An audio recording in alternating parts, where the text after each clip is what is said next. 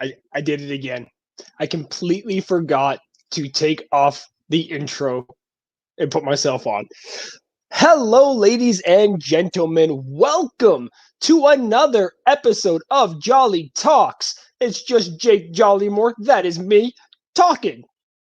It's quite the show, guys. Jolly Talks, Jake Jollymore talking, goes one into one. Today is Monday, April 26th, 2021, and it is officially draft week, everybody. Your team is going to screw up their entire future in just 4 days, 5 days, 6 days. It depends on when they screw it up. It is the best time of the year for college scouts. It's the best time of the year for college fans. It's the best time of the year. Free agency is the best time of the year for NFL fans. It's like Christmas all over again. Now we're gonna talk some talk here. We got some things going on in the football world. A lot of things are going on in the football world. Number one, Julio Jones could be on his way out of Atlanta. Where's he going? Could he go to the Ravens? Could he go to the Patriots? Could he end up with Kansas fucking City? Maybe he goes to Tampa Bay and wins a ring. Who knows? But there's a good chance he will not play another down for the Atlanta Falcons. He will not play another down for the Atlanta Falcons. You may be wondering, what's a good trade package for somebody who's 32 years old, still at the top of his game, has one hell of a roster. I was going to say roster cut. That doesn't make sense. My bad. On me. I screwed that one up. He has one hell of a cap hit. So how do we go about trading for him? If I'm the Green Bay Packers, I'm sending the entire 2021 draft class of mine straight to the Falcons. Chad, how are you? Nice to see you, my man. In the comments, Chad says, "What's up, Jake? I'm excited for May 29th at Washington Wild Things Park for IWC Wrestling Show. Josh Alexander, who just won the X Division Championship at Impact Wrestling's Rebellion last night. Hopefully I get a pic with him and his autograph. I don't know how COVID regulations are in Washington, so maybe not. Who knows? Martin, welcome around. Julio Trade Talk has Baltimore Ravens written all over it. Baltimore needs a wide receiver badly. So the issue that we run into is that the Falcons cannot. I am really yellow. Is it that light? It could be that light. I don't know. I'll figure that out some other time. The issue that you run into is that the trade cannot be designated until post June 1st for cap reasons. If they were to trade Julio for, let's say, this year's draft picks, that means the trade happened this year, and it is a $15 million $23 million dead cap space.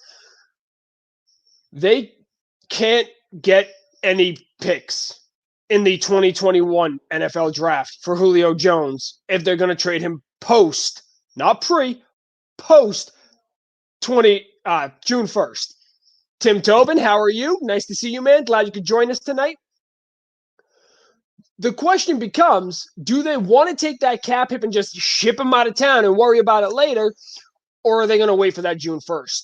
And I think they're going to wait for that June 1st, which means everybody's on the table. If you have a first-round pick next year and you offer that for Julio Jones, you're probably getting Julio Jones. I don't care who you are. I mean, the Rams can't get Julio Jones. They don't have a first-round pick because they traded all the way up till 2032 at this point. I'm being dramatic. I know. You know. We all know. That's why we're all watching this show right now. We're all being dramatic. It is Overreaction Monday. We're being dramatic about everything. Julio Jones needs to go to a team that knows how to use Julio Jones. And that you could be saying right now, you're looking at your screen, looking at me dead of this. Jake, how the fuck can somebody not use Julio Jones correctly? Well, the Ravens don't use Hollywood Brown correctly, and he is a stud. More importantly, what teams do you guys think are actually in the running for Julio Jones? If he does get traded, where does he go? Teams know that the Falcons are absolutely screwed in cap room. They don't even have enough money to sign their own rookies right now. They have to make a move. And they did not get as much interest on their older veterans like they thought they would. It goes down so smooth.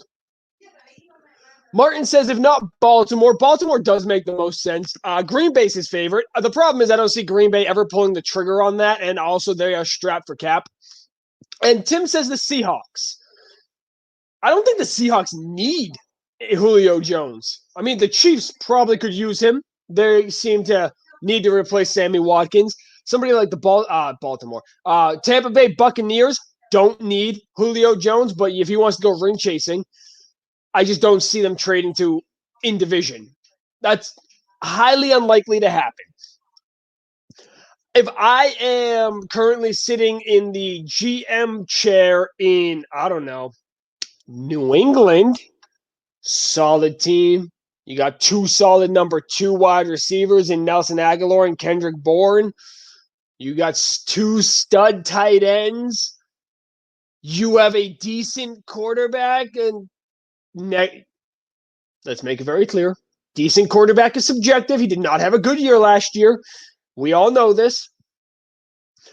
You're likely going to trade up and get a backup quarterback that can develop for a year.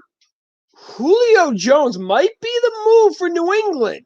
And they've been super aggressive this offseason. Tim also says the Raiders. Raiders and Julio Jones. That's an interesting one. I'm going to take a sip of my drink real quick, boys.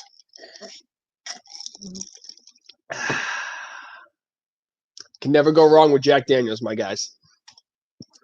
New England is really interesting. Now that I think of it, I can see it. Martin, my man's man. I completely agree. New England makes almost too much sense to the point where I don't think they will pull the trigger. Now, everybody, remember. We got some important housekeeping to take care of, though. Make sure you be a friend and tell a friend that I exist. I'm yelling at my screen right now just to entertain you all. I have a bandana on. It's a wild day. Honestly, this is comfortable as hell. I love it. Make sure you guys like the video. Make sure you share the video. And make sure you comment on this video. I want to know your specific thoughts on what I'm talking about. And if you guys want me to just completely divert and go into a different conversation about something, let me know. I will talk about anything. You have a half an hour block every Monday through Thursday with me. Now that we have the housekeeping out, that's not a random tangent. Now that we have a housekeeping out of the way, let's get back onto the football side of things. Julio Jones, definitely getting traded. I don't see him staying in Atlanta. The cap hit too much. They need too much money. Has to happen. Interesting news out of Green Bay, though. Interesting news. Now, all of a sudden, I don't know. 3 weeks later, they want to keep Aaron Rodgers in town. Apparently, now they're working with Aaron Rodgers on a contract extension that will keep him in Green Bay for the foreseeable future. I don't believe that. I mean, Chad says Julio might go to the Packers or Pats. If Julio goes to the Packers, maybe Aaron Rodgers resigns. I doubt it. This is very Tom Brady-esque, the way this is playing out. Did not mean to take a piece of ice with me. My bad, guys. Tom Brady left New England because he just got pissed off and wanted to leave. Aaron Rodgers is getting pissed off at the fact that they won't make a long-term commitment to him.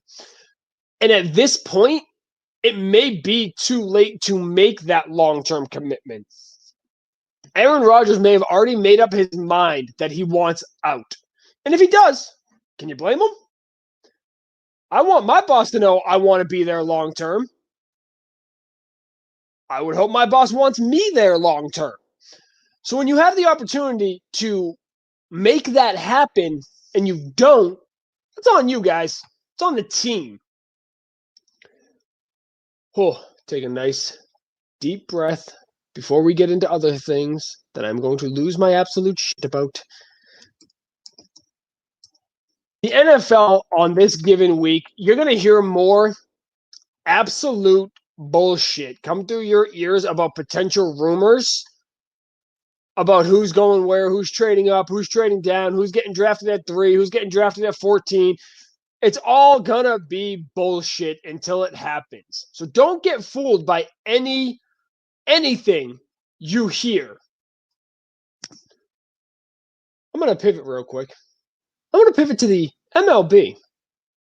So the MLB instituted a new rule recently, and I'll be the first to admit I didn't follow the MLB for a single game last year. I didn't follow any of it. I don't care for a 62 game season. But they instituted a new rule where in doubleheaders you only pitch or you only play 7 innings. I'm all for that. I love that. Make these doubleheaders shorter. I love it.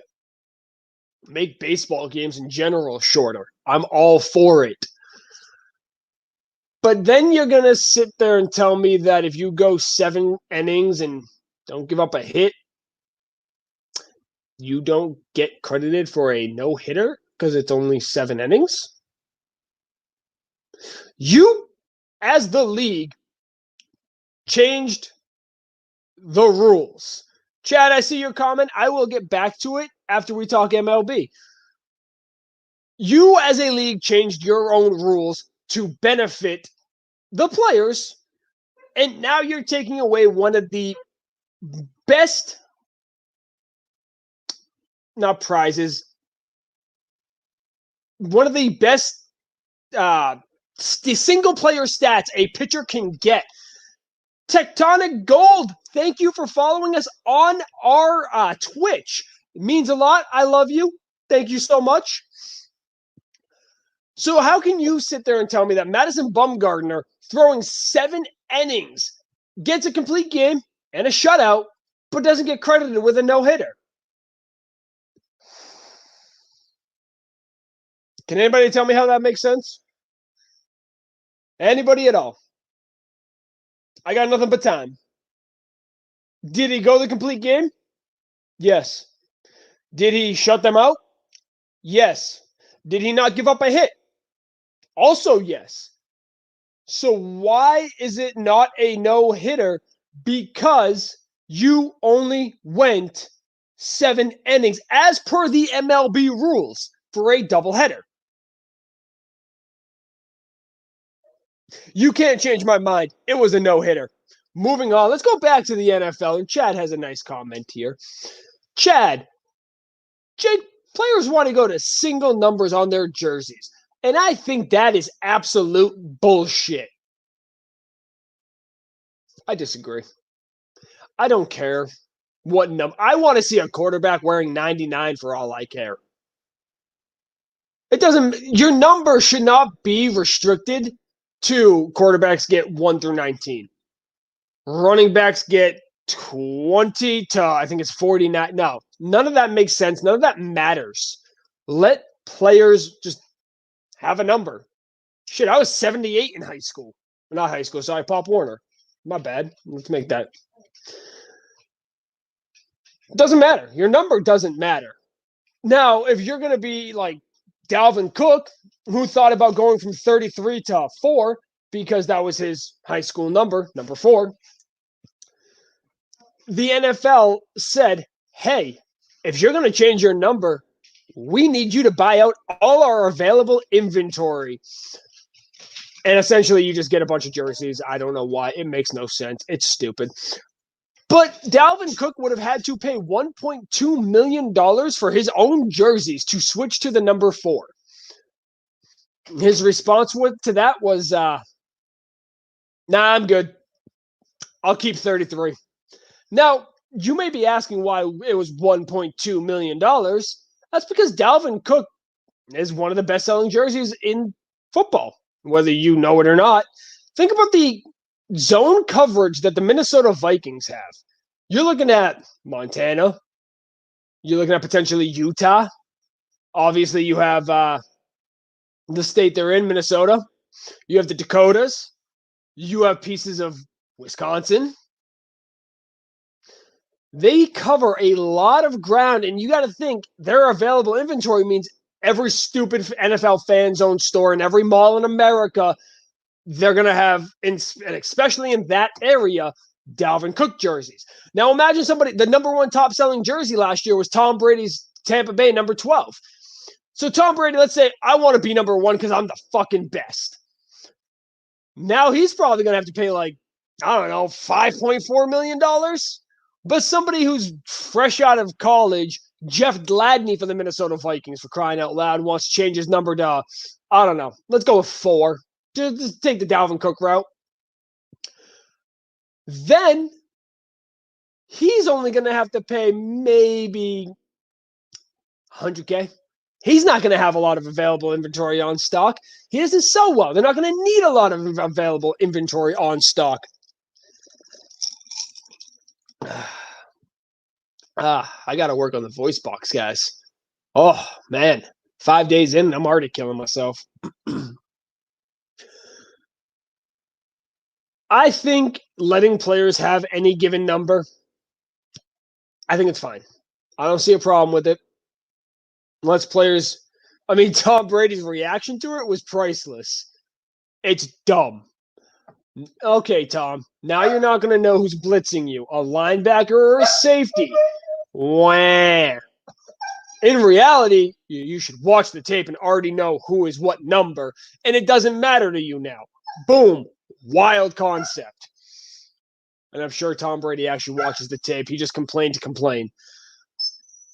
Other quarterbacks, much like Aaron Rodgers, Drew Brees, they didn't care. It's because it doesn't change anything for them. Let's keep pivoting around the NFL here. We had a trade over the, well, it was technically on Friday, but we had a massive trade. The Ravens move into the first round again. They now have 2 picks. Give me 1 second. I'll give you the exact numbers. They have 31 and 27. After making a trade with the Kansas City Chiefs. The Kansas City Chiefs are obviously all in on going back to the Super Bowl for the 3rd straight year. And quite frankly, I'm all in on a Tampa Bay Kansas City rematch in the Super Bowl. That would be absolutely electric. We need Kansas City to have an offensive line. And that's what they're doing right here. Orlando Brown gets traded from the Ravens to the Chiefs in a blockbuster deal that sees the Ravens get pick 31, pick 94, pick 136, and a 2022 5th-round pick. The Chiefs get Orlando Brown, the 58, and the 2022 6th-round pick. Can't go wrong with that now, can you? If you're the Ravens, you're probably looking at a wide receiver and potentially an offensive lineman or potentially a defensive lineman. They have 2 picks, or actually, and hear me out, take 27, take 29, and move into the top 10. Oh, they're not going to do that. That would be absolutely stupid. Knowing the Ravens, they're going to get a undersized, underappreciated Devontae Smith because he would fit in to that offense. He wouldn't actually fit into that offense because that offense is a run-first offense, and the wide receivers complaining about not getting the ball is a joke. Now, that's just me telling you how I really feel about that situation. Lamar Jackson is a run-first quarterback. He's not pass-first quarterback. So it doesn't matter what wide receivers you put into that system. They're all going to be the same. I want to know if this is the reason. Do I have enough spit? Nope. Hang on.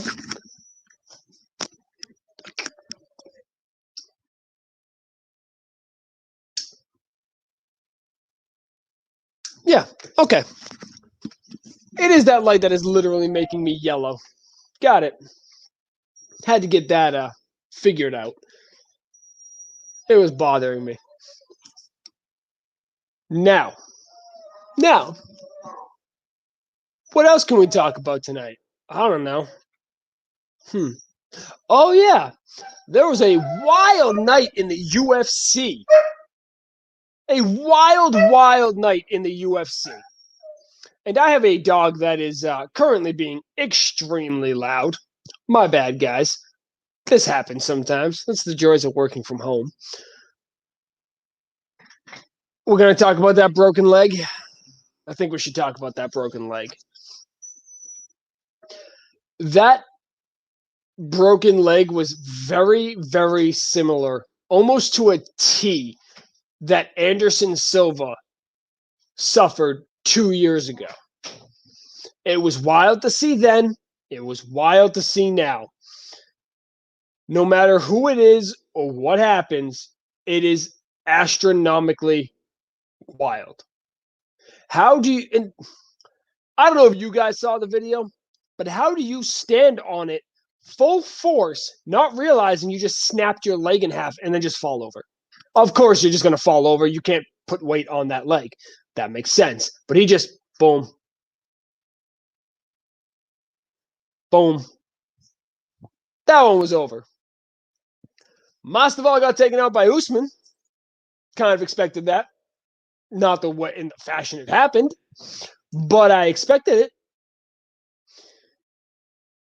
Rose is now a two-time women's champion. Two-time, counted two-time. First in the UFC history to hold that belt specifically. Twice. She is phenomenal. Martin says, it's crazy that the guy that Anderson Silva was fighting when he got the injury was the guy that got hurt on Saturday. Is that accurate? I haven't seen that anywhere.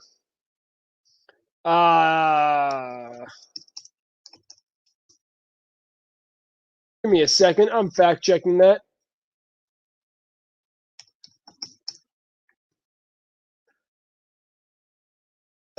Let's see.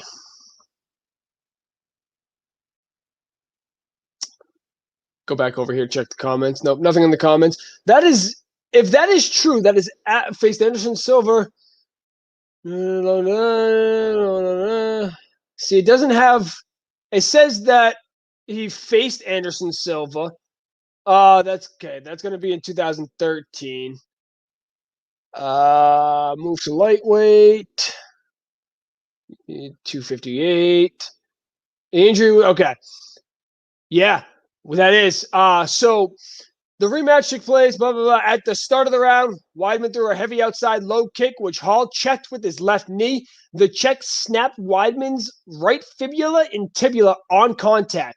Weidman immediately fell to the mat, causing referee Herb Dean to stop the fight and declare Hall the winner via technical knockout. This injury was similar to the one Anderson Silva sustained against Weidman during their second match in December 2013. So not 2 years. I was off on that. When Silva's left fibula and tibia were snapped when Weidman checked a leg kick. Martin says, unless I'm wrong, Martin, you are absolutely correct. That's absolutely wild. Absolutely wild. It is the same guy on both ends of this situation. I like picturing that in my head over and over on both Silva and Weidman is just gnarly. Absolutely gnarly.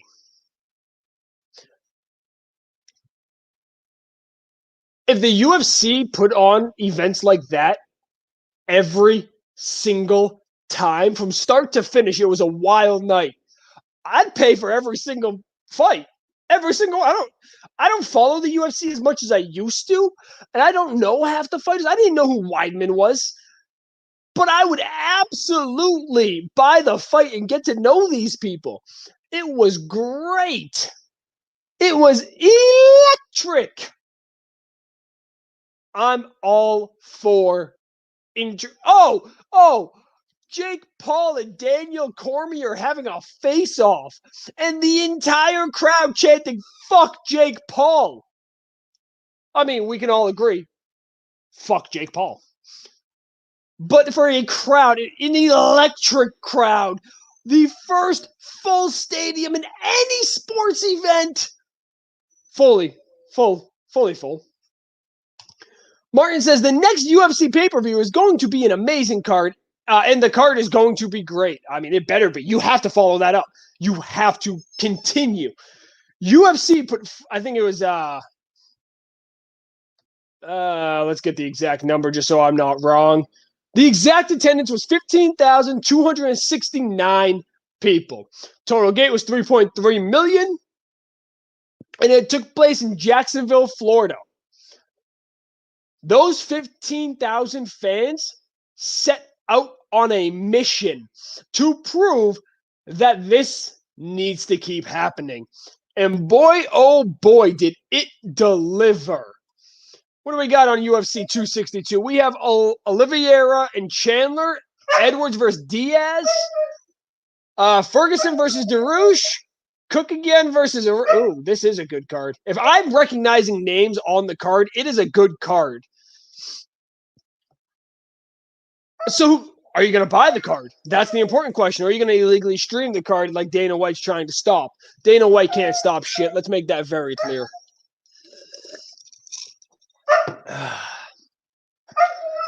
Listen to my dog sing the song of his people. Oh, he stopped.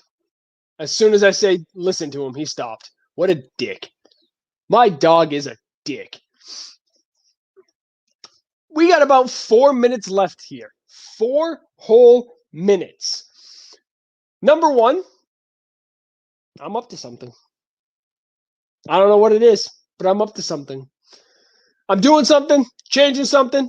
Nothing to do with this show or the Game Changer at all, actually, but I'm doing stuff. I am doing stuff. Make sure you be a friend. Make sure you tell a friend. Make sure you refer a friend. Make sure you tie your friends down and sit them down to watch me yell at myself essentially for 30 minutes every day. That is the important part. That is how we grow. We tie people to chairs and we force them to watch until they enjoy. And if they don't enjoy, well, you know what to do. I can't tell you what to do, but you know what to do. I trust you. I trust you. More importantly, I will be back. I will be back in 23 hours and 30 minutes to do this all again, and hopefully something happens in the sports world, because I really don't want to spend an entire episode talking about baseball on draft week. Yeah. Baseball on draft week wouldn't go well. It is draft week. It's probably going to be a heavy NFL week, guys. There's a good chance we talk about nothing but NFL going into the next 3 days, unless something massive happens in another sport. Or I have a guest on that decides to talk about another sport, because that's cool with me too. I don't really care. Thursday night is the draft, round 1. And so help me God, if the first pick by Jacksonville takes the full 15 minutes, I might smash my television. We all know Trevor Lawrence is going 1 overall. Let's speed up the goddamn process. There's no need to take the full 15 minutes. Now, if you haven't already, make sure you like this video. Make sure you shoot a comment. Make sure you follow me on Spotify so you can get the exclusive content that I'm dropping on Spotify. Just got to finish it. There's a lot of things coming. A lot of fun we're having. Also, if you would like to be a guest on this 30-minute show, please reach out to the Game Changer Sports Network page or my personal Facebook. Either one works.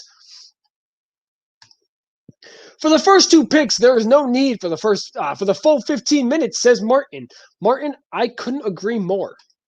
If it takes a half an hour to get those 2 picks, I will literally throw my television off the balcony. All right, maybe not. I like my life, and my wife would probably kill me. Not about dying. I got much funner ways to die, and that's not one of them. Ladies and gentlemen, thank you for joining me on another half-hour adventure. Hopefully I see you tomorrow. And more importantly, enjoy your night. Thank you.